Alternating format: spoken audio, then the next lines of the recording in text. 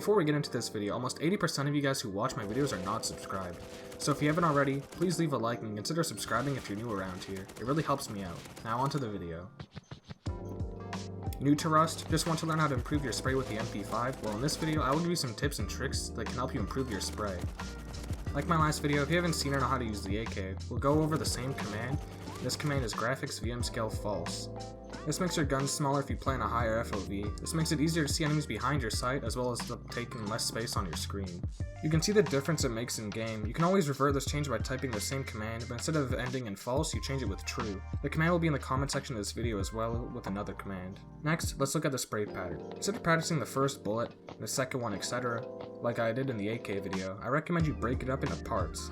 Looking at the spray, you can see that we can break it down into 4 main parts. The first part being the straight down to the right curve, second part being the part where it curves hard to the left, then curves hard to the right, and then where it goes straight to the left. Practice these parts in order, obviously. Start with the first part, get comfortable with that, then work on the second, then do the first and second, and then work your way up until you can do the entire spray.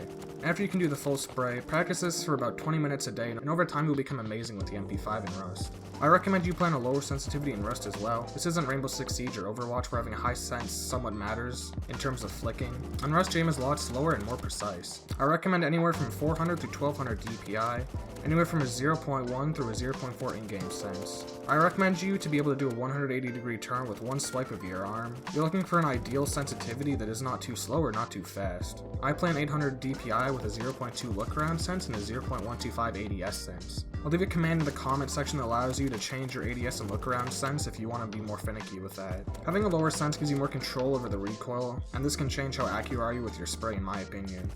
Just play with a sense until you find what you like. There's no one-size-fits-all sensitivity in Rust or even any game.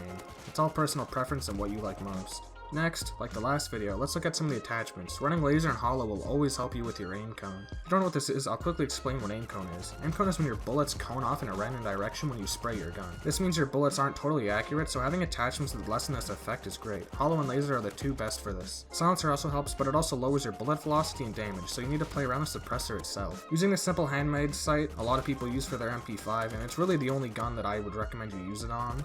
A good way to improve with any gun is by using muzzle boost 8x in the target practices on many servers. This exaggerates the recoil as much as possible. Obviously don't use this in-game, but this just helps you learn the sensitivity a lot more. This only works on full auto guns, obviously. Of course, I recommend you set yourself a goal. If you want to get better at 50 meters, practice on 75 meters, and then just work your way up. Mp5, I don't really recommend you need to learn above 150 meters. I would say 100, if you're good with the Mp5 at around 100, 125 meters, you should be totally fine. Anyways, I hope this video helped you out. If you made it this far, please subscribe if you have not already, because it really helps me out. And let me know what you'd like to see in the comments next.